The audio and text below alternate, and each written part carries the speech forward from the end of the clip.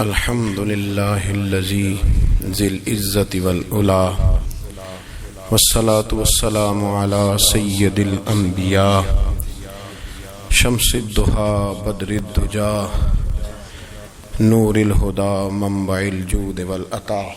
أما بعد، أعوذ بالله من الشيطان الرجيم.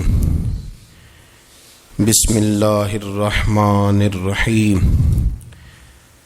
قل للمؤمنين يغضوا من أبصارهم صدق الله العظيم وصدق رسوله النبي الكريم ونحن على ذلك لمن الشاهدين والشاكرين والحمد لله رب العالمين. إن الله وملائكته يصلون على النبي يا أيها الذين آمنوا صلوا عليه وسلموا تسليما. الصلاة والسلام عليك يا سيدي يا رسول الله وعلى آلك وأصحابك يا سيدي يا حبيب الله. تمام تعریفیں حمد اور ثنا اللہ تبارک و تعالی کے لیے. درود و سلام نبی اکرم نور مجسم شفیع معظم آقا کل ختم رسول دانائے سبل احمد مجتبی جناب حضرت محمد مصطفیٰ صلی اللہ تعالی علیہ وسلم کی ذات والا صفات کے لیے حمد و صلات کے بعد، اسلام فطرت کے عین مطابق دین ہے. نبی پاک صلی اللہ تعالی علیہ وسلم نے فرمایا ہے کہ میں اخلاق عالیہ کی تکمیل کرنے کے لیے دنیا میں آیا. جتنے اخلاق ہو سکتے تھے، جتنی خوبصورتیاں ہو سکتی تھیں، جتنی اللہ کو محبوب تھیں، وہ ساری میرے نبی کریم نے بیان فرمائی. ساری رسول کریم صلی اللہ تعالی علیہ وسلم نے بیان کر دی ہیں جتنی خوبصورتیاں ہو سکتی تھیں. کچھ لوگ ایسے ہوتے ہیں جو بیچارے بائی نیچر ہی کچھ پریشانیوں کا شکار ہوتے ہیں، اور قرآن مجید نے جو ارشاد فرمایا نا کہ کچھ لوگ نفس کی خواہش کو اپنا خدا بنا لیتے ہیں، تو وہ بلا وجہ بھی بہت ساری باتیں کرتے ہیں جن کا کوئی وجود نہیں ہوتا. عورت کو حقوق دلانے کے لیے بہت سارے لوگ بہت ساری غلط باتیں کرتے ہیں. جو لوگ یہاں سے کسی کو لے جاتے تھے نا دبئی، دھوکہ دے کے اور لے جاتے تھے یورپ میں، عرب ممالک میں دھوکہ دے کے لے جاتے تھے، تو وہ بھی کوئی خواب ہی تو دکھاتے تھے کہ اتنے لاکھ تنخواہ ہوگی، اتنا کچھ ہوگا. وہاں جا کے پتہ چلتا تھا کہ جیب سے بھی دینے پڑیں گے کچھ. بہت سارے لوگ ایسے ہوتے ہیں وہ سارے خوبصورتی کے نام پر ہی دھوکہ دیتے ہیں. آپ کو پتہ ہے کہ جو آدمی کسی کو لالچ دیتا ہے تو کسی کو لوٹنے کے لیے اسے لالچ دینا بڑا ضروری ہوتا ہے. لوگ پہلے لالچ دیتے ہیں پھر لوٹتے ہیں. پہلے مکمل لالچ دیتے ہیں، یہ چیز مل جائے گی، یہ چیز مل جائے گی. لوگ مکمل لالچ دیتے ہیں، اس کے بعد پھر لوٹتے ہیں. اور اگر لالچ نہ دیں تو کوئی آدمی قابو آئے گا؟ لوگ لوٹتے ہیں لالچ دے کر. اچھا، اب وہ جو جس کو لالچ دیا جا رہا ہوتا ہے وہ کہہ رہا ہوتا ہے کہ نہیں نہیں تمہیں نہیں پتا، وہ اس وقت ماننے کو تیار نہیں ہوتا. وہ کہتا ہے اتنی خوبصورت باتیں کر رہا ہے، اتنی اچھے پیغام دے رہا ہے، تم میرے دشمن ہو، تم مجھے منع کر رہے ہو. ہوش تب آتی ہے کہ جب سب کچھ لٹ جاتا ہے. عورت کو ویسے بھی قابو کرنا بڑا آسان ہوتا ہے. اعلیٰ حضرت بریلوی رحمۃ اللہ علیہ فرماتے ہیں بیٹیاں نازک شیشیاں ہوتی ہیں، ان کو تو ذرا سی چوٹ لگے تو ٹوٹ جاتی. دیکھیں کتنا بڑا جملہ کہا بریلی کے امام، نازک شیشیاں ہیں. ذرا کوئی آدمی گمراہ کرتا ہے، ذرا خراب کرتا ہے. اب دیکھیں نا، یہ جو بچیوں کو بچے مس گائیڈ کرتے ہیں، انہیں بڑے بڑے خواب دکھاتے ہیں، وہ بیچاری ماں باپ کو چھوڑ کے، بہن بھائی کو چھوڑ کے اس کے ساتھ شادی کرتی ہے. پھر جو اس کا بعد میں حشر ہوتا ہے، آپ ادلیاں نو سردار پہن تکے تے شرما والیاں نو جھوٹے ڈولیاں دے. پھر وہ بیچاری ماں باپ رکھتے نہیں، وہ ظلم کرتا ہے تو کتنی بڑی تکلیف میں وہ بچی آ جاتی. نازک شیشی ہوتی ہے نا تو ٹوٹ جاتی.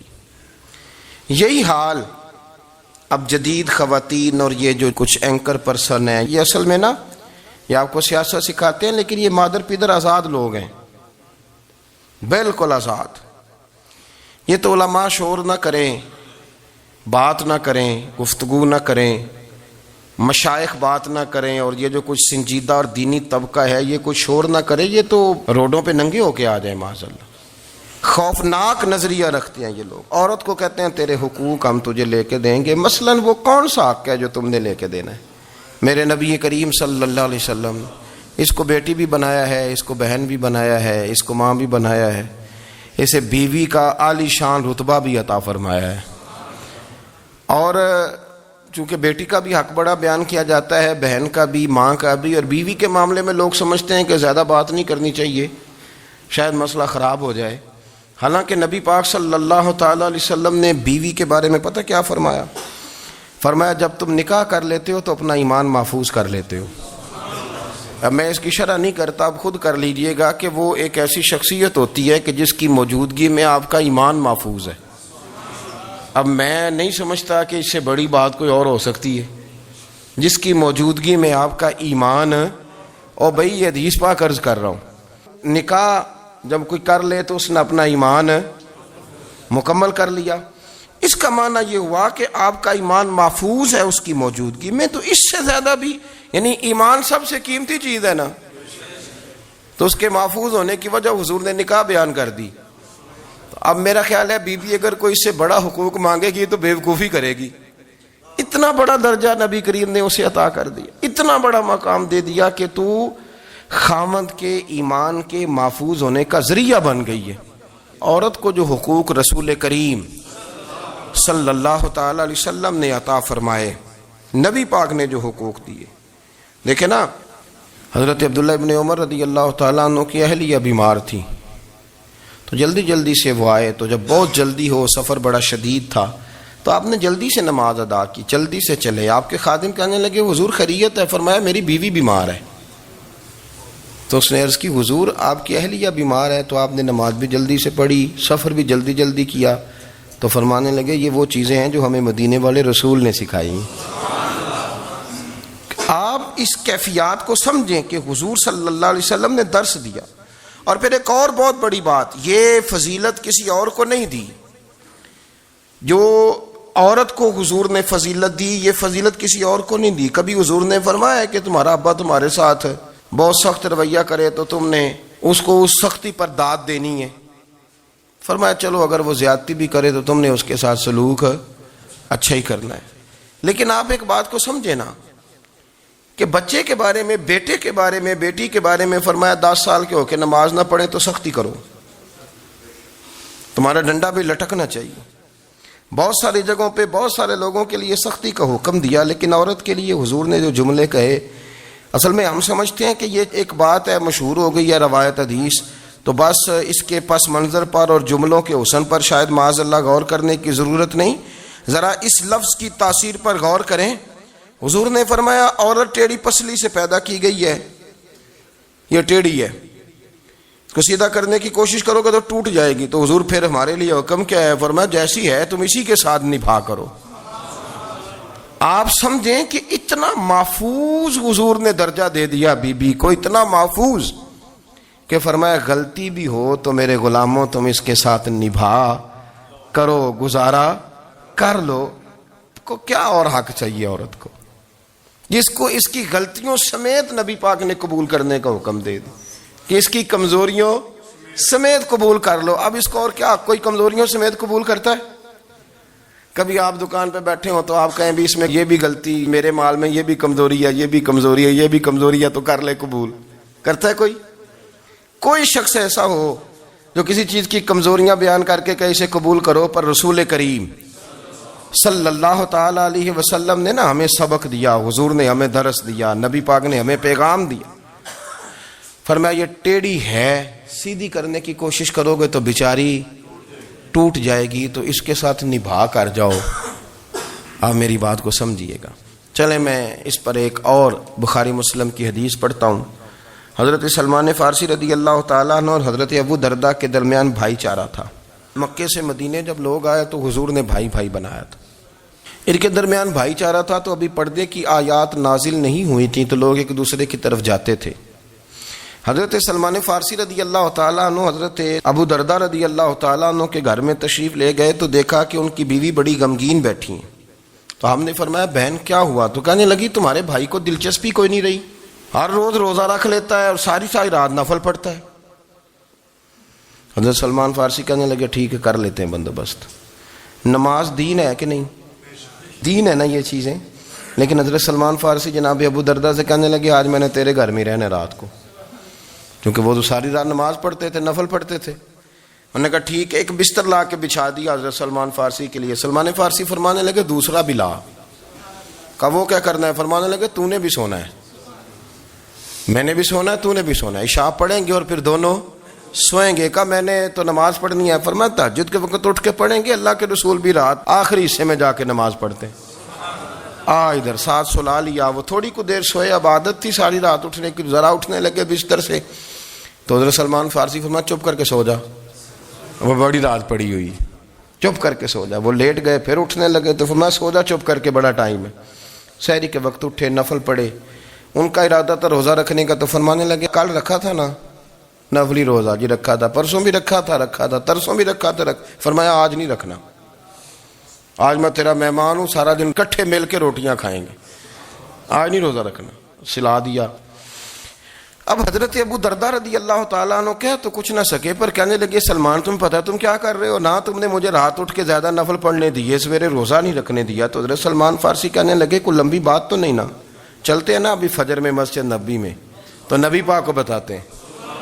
سرکار دو عالم علیہ السلام کی خدمت میں تو اپنی بات کرنا, میں اپنی کروں گا. حضور نتیجے کا اعلان فرما دیں گے, بات طے ہو جائے گی. حاضر خدمت ہوئے, عرض کی یا رسول اللہ صلی اللہ تعالی علیہ وسلم یہ ساری رات نفل پڑھتے ہیں, ہر روز روزہ رکھتے ہیں, ان کی اہلیہ غمگین بیٹھی ہیں, حکم فرمائیں. تو نبی پاک صلی اللہ علیہ وسلم نے فرمایا پھر ہوا کیا؟ یا رسول اللہ میں نے رات سلایا ہے, سحری میں اٹھایا ہے, سویرے روزہ نہیں رکھنے دیا. نبی پاک نے فرمایا سلمان فارسی نے ٹھیک کیا ہے, سلمان فارسی نے ٹھیک کیا. پھر حضور نے فرمایا, نبی کریم نے فرمایا ابو دردہ تیرے اوپر اگر اللہ کا حق ہے, اس کے رسول کا حق ہے, دین کا حق ہے, تو فرمایا تیری آنکھ کا بھی تیرے اوپر حق ہے, تیرے وجود کا بھی تیرے اوپر حق ہے. یہ حضور نے فرمایا تیرے بچوں کا بھی تیرے اوپر حق ہے, تیری بیوی کا بھی تیرے اوپر حق. اس حق کو بھی سمجھے, حقوق اللہ بھی ہیں, پر تیری آنکھ کا بھی تیرے اوپر. کیا مانا کہ تیری آنکھ سونا چاہتی ہے تو اسے سلا بھی, تیرے وجود کا بھی تیرے اوپر حق ہے. تو تیرا وجود آرام کرنا چاہتا ہے تو اسے آرام بھی کرا. اور پھر وہاں نبی پاک صلی اللہ علیہ وسلم نے فرمایا میں تم سب, سننا یہ لفظ حدیث کے, حضور نے اسی موقع پر فرمایا میں تم سب سے زیادہ اپنے رب کو جانتا ہوں اور میں تم سب سے بڑھ کر اپنے رب سے ڈرتا ہوں. حضور فرمانے لگے میں روزہ بھی رکھتا ہوں, افطار بھی کرتا ہوں, یعنی کبھی رکھتا ہوں اور کبھی نہیں رکھتا.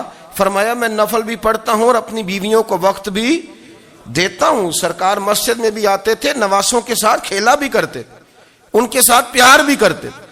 تو اتنے بڑے حقوق حضور نے بیان فرمائے عورتوں کے کہ تمہاری بیوی کا بھی تمہارے اوپر. لو ایک حدیث بخاری کی اور یہاں بیان کر دیتا ہوں. ایک شخص نے آ کے عرض کی یا رسول اللہ صلی اللہ تعالی علیہ وسلم جہاد کے لیے تیاری ہو گئی ہے, صفیں بن رہی ہیں, مجاہدین کی تیاری ہے, تو میرا بھی نام لکھ دیا گیا ہے مجاہدوں کی لسٹ میں, لیکن یا رسول اللہ صلی اللہ تعالی علیہ وسلم میری بیوی نے حج کی تیاری کر لی ہے اور میرے دوستوں نے, صحابہ نے میرا نام مجاہدین کی لسٹ میں لکھ دیا, تو میرے لیے کیا حکم ہے؟ یہ بخاری مسلم ہے. تو نبی پاک صلی اللہ تعالی علیہ وسلم نے فرمایا جہاد پہ کوئی اور چلا جائے گا تو بیوی کے ساتھ حج کرنے جا, اسے محرم کی ضرورت ہے, وہ تیرے بغیر کیسے جائے گی؟ مجاہدین کو تو اور مجاہد مل جائے گا, پر تو اپنی بیوی کے ساتھ جانا. نبی پاک صلی اللہ علیہ وسلم نے مرد کو محافظ بنایا ہے, عورت کو مرد کا قیدی نہیں بنایا, بلکہ عورت کو حفاظت عطا کی اور مرد کو اس کا محافظ بنایا. اب بچیاں آزاد ہونا چاہتی ہیں, اور آزادی بھی وہ والی کہ جو بنیادی طور پر آزادی نہیں, فحاشی ہے. میں نے بہت پہلے کہا ہے کہ اسلام بیٹیوں کو قیمتی سمجھتا ہے, جس بندے کے پاس 20 تولے سونا ہو وہ چوک میں لے کے نہیں آتا، وہ قیمتی چیز ہے، اس نے چھپا کے رکھی ہوتی ہے۔ تو جو نبی پاک صلی اللہ علیہ وسلم کا کلمہ پڑھنے والے بیویاں، اسلام انہیں قیمتی سمجھتا ہے، کہتا ہے کہ تم قیمتی ہو لہذا گھر کے اندر رہو، تم باہر نہ ہو۔ لیکن عورتیں ہیں کہ ان کو بلا وجہ لوگ خراب کر دیتے ہیں اور بلا وجہ وہ اس مغالطے کا شکار ہو جاتی ہیں۔ اب آگے بڑھتے ہیں۔ قرآن مجید نے سورہ نور کی آیت نمبر 30 میں کہا کہ کل للمؤمنین یغضوا من ابصارہم، فرمایا کہ اے محبوب علیہ السلام مومن مردوں سے کہہ دو کہ اپنی نظریں جھکا کے رکھیں، اپنی نظریں۔ اور اگلی آیت میں فرمایا وَقُلْ لِلْمُؤْمِنَاتِ یغضضن من ابصارہن، فرمایا کہ اے محبوب مومن عورتوں سے بھی کہہ دو کہ اپنی نظریں جھکا۔ مرد بھی اپنی نظر جھکا کے رکھے گا عورت کی طرف، لیکن یہ ساری پابندی صرف مرد پر نہیں، عورت بھی غیر محرم کا چہرہ نہیں دیکھے گی، اس پر بھی اسی طرح نظر جھکانے کا حکم ہے جس طرح کہ وہ ہر دکاندار کو بھائی جان کہہ کے گفتگو کرنے کی اس کو بھی اجازت نہیں ہے کہ وہ سمجھے کہ پابندی تو مرد نے کرنی تھی، میں نے تھوڑی کرنی تھی۔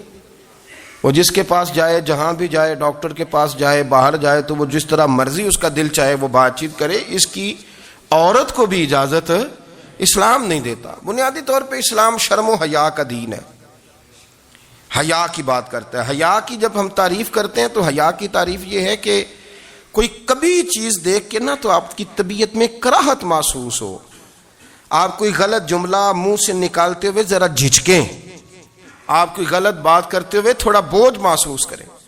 ہمارے ہاں تیزی سے فروغ پایا ہے بے حیائی نے، سنگیوں کی محفلیں، یاروں کی محفلیں، اس میں غلیظ گفتگو ہوتی ہے الا ماشاء اللہ۔ جن دوستوں کو بڑی پاک صاف گفتگو کرنی چاہیے، دوستی کا رشتہ بڑا مقدس رشتہ ہے، جو یہاں ایک دوسرے سے پیار کریں گے جنت میں بھی اکٹھے داخل کیے جائیں گے۔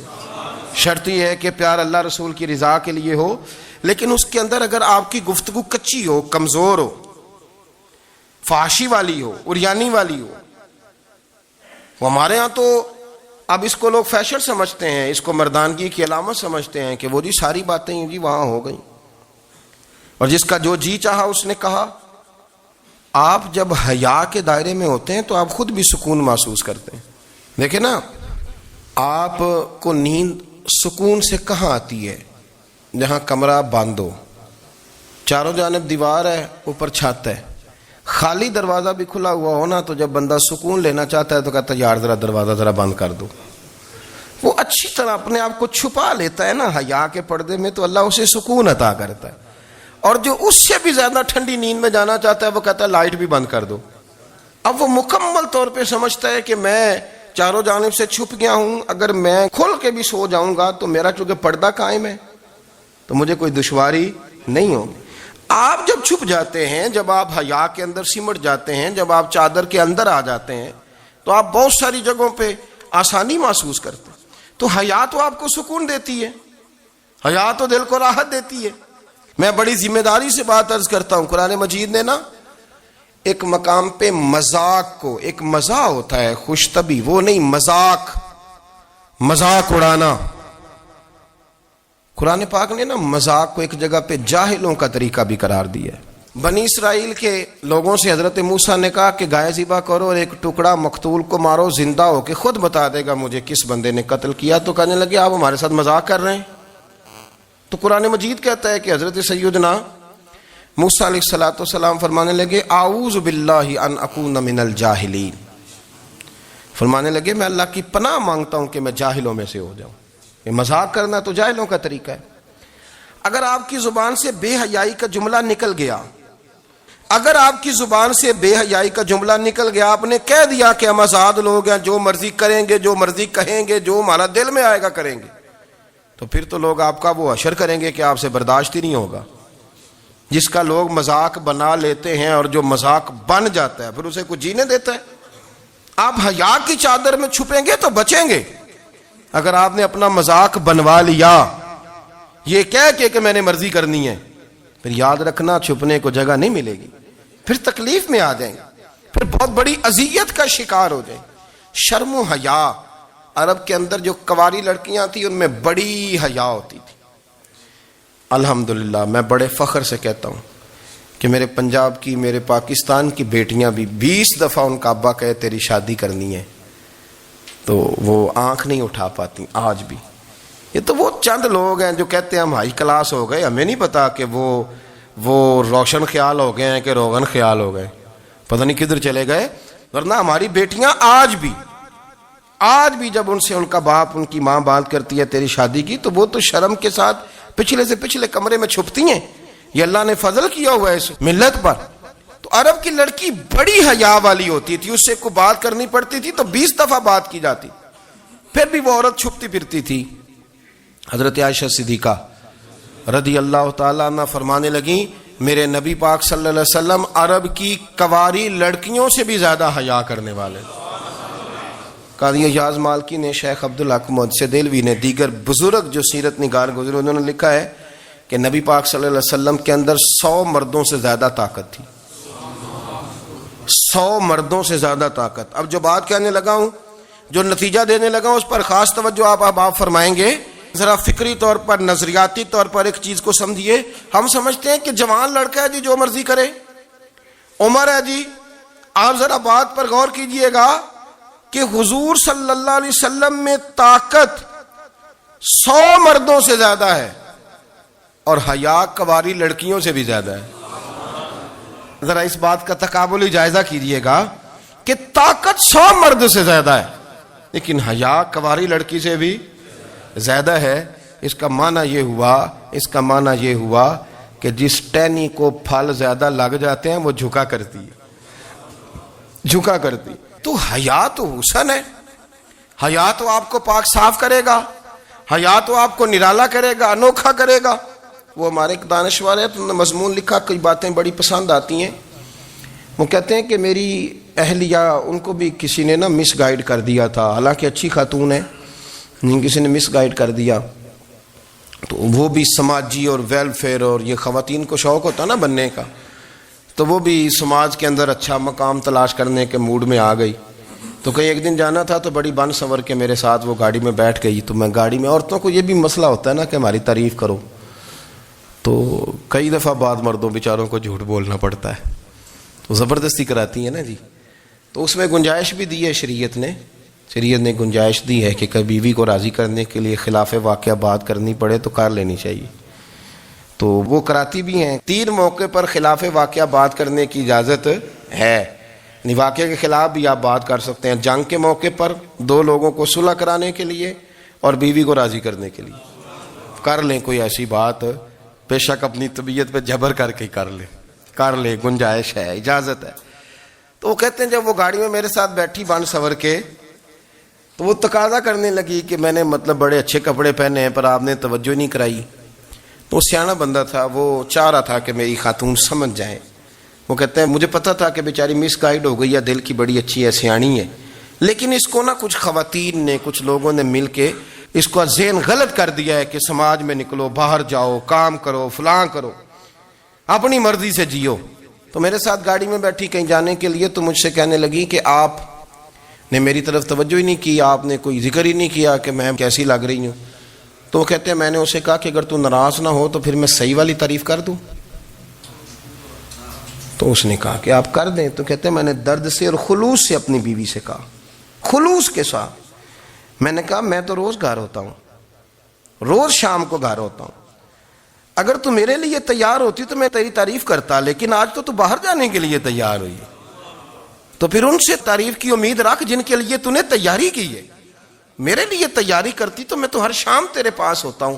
کہتے وہ میرے لفظوں میں درد تھا تو وہ بھی رو پڑی اور کہنے لگی آپ گاڑی روک دیں، مجھے باہر جا کے کسی کو راضی نہیں کرنا، میں نے اسے راضی کرنا ہے جس کو رب کریم نے میرا شوہر بنایا ہے اور میرے لیے منتخب کیا ہے میرے ماں باپ کو. میں واپس لوٹتی ہوں. یہ ایک پہلو ہے سلگتا ہوا، اس کو سمجھا جائے. رسول کریم صلی اللہ علیہ وسلم عرب کی کواری لڑکیوں سے زیادہ حیا والے تھے. کواری لڑکیوں سے زیادہ حضور حیا فرمایا کرتے تھے. جب خانہ کعبہ کی مکہ شریف میں تعمیر ہو رہی تھی نا، اہل عرب اس کو تعمیر کر رہے تھے، تو نبی پاک صلی اللہ علیہ وسلم اپنے چچا حضرت عباس کے ساتھ خانہ کعبہ کی تعریف میں مصروف تھے. تو عرب کے لوگ چونکہ لمبا کرتا پہنتے تھے پیروں تک، تو نیچے اگر کسی وقت کوئی چیز نہیں بھی ہوتی تھی تو کسی کو وہ نظر نہیں آتی تھی، چونکہ پردہ رہتا تھا، ایک لمبا کرتا پہنا ہوا ہوتا تھا. تو جب بچے، سرکار کی عمر مبارک بھی ابھی تھوڑی تھی، تو اس طرح بچے جب نکلتے تو وہ کئی دفعہ اپنی تہمت اتار دیتے نیچے سے، اور کوئی مزدوری کرنے لگتے تو 3-4 طے کر کے نا تہمت کی کندھے پہ رکھ لیتے، جس طرح کبھی دیہاتوں میں لوگ کپڑا سر پہ رکھتے تھے کہ اوپر اگر کوئی وزنی چیز رکھیں گے تو وہ تکلیف نہیں دے گی. نبی پاک صلی اللہ علیہ وسلم بھی سب لوگوں کے ساتھ خانہ کعبہ کی تعمیر میں شامل تھے. تو حضرت عباس رضی اللہ تعالیٰ عنہ نے کہا حضور سے، ابھی اللہ نے نبوت بھی نہیں فرمایا تھا، بھتیجے آپ بھی تہمت اتاریے، یہ صحیح مسلم میں حدیث موجود ہے، اور اس کو کندھے پہ رکھ لیجیے، آپ اینٹیں اٹھا اٹھا کے لا رہے ہیں تو ذرا آپ کو تکلیف نہیں ہوگی. تو سرکار دو عالم صلی اللہ علیہ وسلم سے یہ بات کہی، اور پھر جلدی سے حضور کی تہمت کو نکال کے نا، حالانکہ لمبا کرتا پہنا ہوا ہے، تو وہ جیسے ہی ان کے کندھے پہ رکھا اینٹیں رکھنے کے لیے، تو سرکار تو زمین پہ گر گئے، بے ہوش ہو گئے، آنکھیں آسمان کی طرف، اور پھر حضور پکار رہے ہیں آزاری آزاری آزاری، میرا تہمت دے دو، میرا تہمت دے دو. کبھی کوئی شخص اس وجہ سے بھی بے ہوش ہوا ہے کہ میرے وجود سے کپڑا اتر گیا ہے؟ حالانکہ سرکار پر وہ بے ہوشی بھی نبی پاک کا وہ جو غلبہ ہے نا شرم و حیا کا، اس کی وجہ سے ہوئی، ورنہ تو حضور فرماتے ہیں کہ میری آنکھیں سو جاتی ہیں، دل تو میرا اس عالم میں بھی جاگتا رہتا ہے. تو سرکار زمین پہ تشریف لے آئے، آنکھیں میرا تہمت دے دو، میرا تہمت دے دو. تو جلدی سے انہوں نے تہمت دیا تو حضور نے باندھ لیا. پھر طبیعت مبارک میں تسلی ہوئی.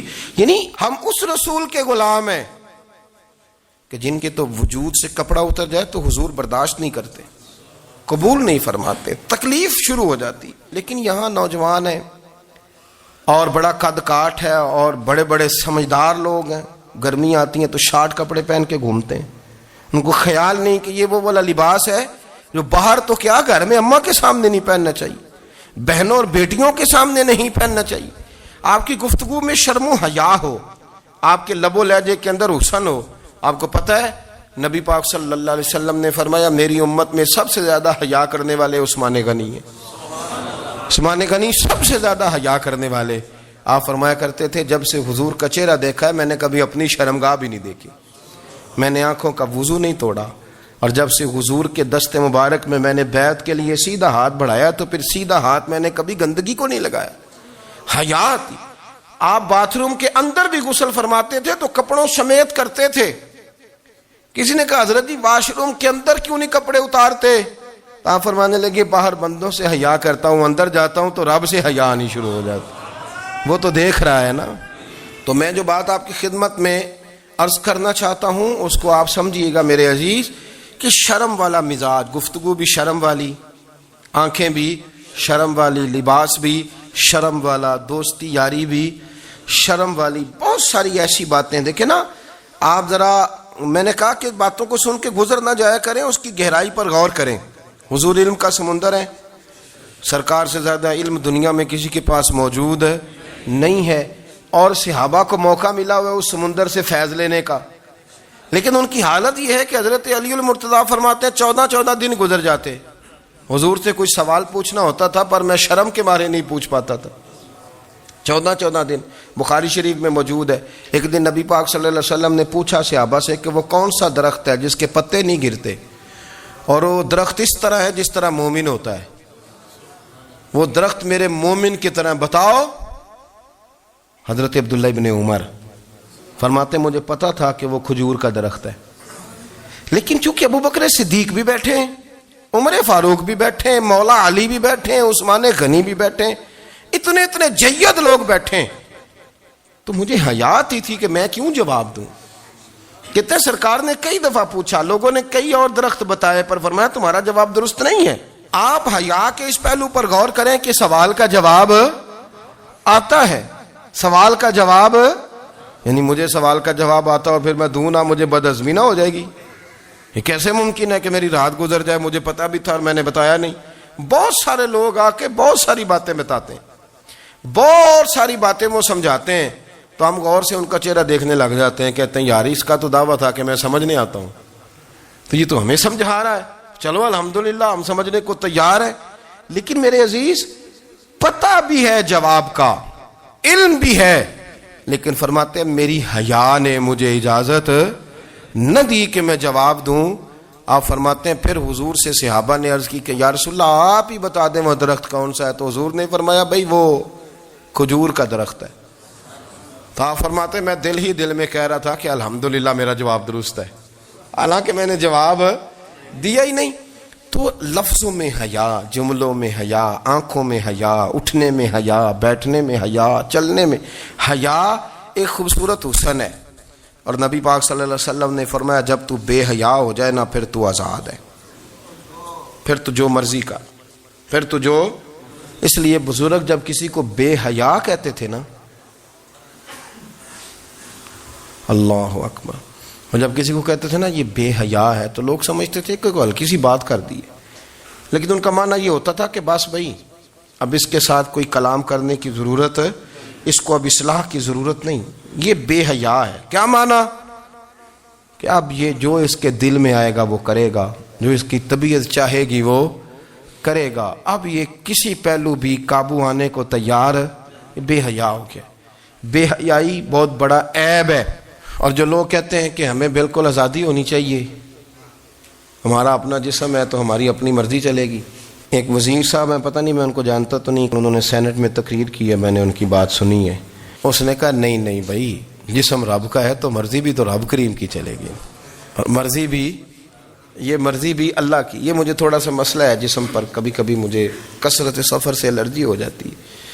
میرے ساتھ لوگ نا دل سے پیار کرتے ہیں، شاید ہی کوئی اچھا ڈاکٹر ہو جس تک میرے سنگی مجھے لے کے نہ گئے ہوں، پر جسم اللہ کا ہے نا، مرضی بھی جب وہ چاہے گا صحت دے گا۔ کیوں کچے کاموں میں لوگ پڑ گئے، کیوں غلط لوگ سوچ میں پڑ جاتے ہیں؟ یہ اسی کا ہے، اور جب وہ چاہے گا، آپ اس بات کو اچھے طریقے سے سمجھ لیں کہ جو اپنی مرضی چوکوں چوراہوں میں کر رہے ہوتے ہیں نا، جو مرضی گاندمند، وہ جانور ہوتے ہیں، وہ جانور ہوتے ہیں جو نہ چونک دیکھتے ہیں نہ گلی دیکھتے ہیں، نہ انہیں پتہ ہوتا ہے کہ جگہ کون سی ہے۔ وہ انسان، میں نے کہہ دیا جو میں نے کہنا تھا، میں نے کہہ دیا، وہ جانور ہوتے ہیں۔ اور جو کچھ انسان ہوتے ہیں نا، ان کے اندر کچھ نہ کچھ پھر شرم حیا بھی ہوتی ہے۔ وہ چوکوں چوراہوں میں وہ حرکتیں اور وہ کام نہیں کرتے جو جانور کرتے ہیں۔ ان کے لیے بڑے پردے ہوتے ہیں، ان کے لیے بڑی باتیں ہوتی ہے، ان کے لیے بڑا کچھ ہوتا ہے۔ جو بالکل آزاد ہو جائے، کوئی پتہ نہ ہو کس وقت کیا کہنا ہے کیا کرنا ہے، تو پھر وہ دائرہ انسانیت سے خارج ہو جاتا ہے۔ ہم آپ کو کیا دعوت دیں؟ آپ تو وہ باتیں کر رہے ہیں جو اسلام کا انسانیت کے حق میں بھی ٹھیک نہیں، آپ تو وہ والی باتیں کر رہے ہیں جن کا انسانیت بھی تقاضا نہیں کرتی کہ یہ باتیں ہونی چاہیے۔ لیکن ایک بات، میں تو جذباتی نہیں ہوتا، میں بڑے غور سے چیزوں کو دیکھتا ہوں، سنتا ہوں، اور نہ میں ان موسمی مینڈکوں کی۔ وہ مجھے عاتق صاحب کہنے لگے جی بڑے بڑے مولوی ایک بندے کے ساتھ بیٹھے ہوئے ہوتے تھے اور وہ روزے میں بڑے بڑے درس دیتا تھا، تو وہ بھی فلانی حرکتیں کر رہا ہے۔ تو میں نے کہا ہم نے تو پرانا کہا تھا کہ موسمی مینڈک ہے، تو پرانے کہہ رہے ہیں کہ اداکار ہے، تو وہ جہاں کاسٹ کریں گے وہاں وہ اداکاری کرے گا۔ آپ کسی مذہبی جگہ کر لیں تو وہاں کر لے گا، کہیں اور جگہ کریں گے تو ہم تو پرانا کہہ رہے ہیں۔ تو کسی کو کبھی سمجھ آتی ہے تو کسی کو کبھی اور جگہ جا کے سمجھ آتی ہے۔ ہم ان لوگوں سے پریشان نہیں ہوتے، کیوں؟ سن لیں، کوئی مایوسی نہیں، ان کے اندر جتنا زور ہے وہ لگائیں۔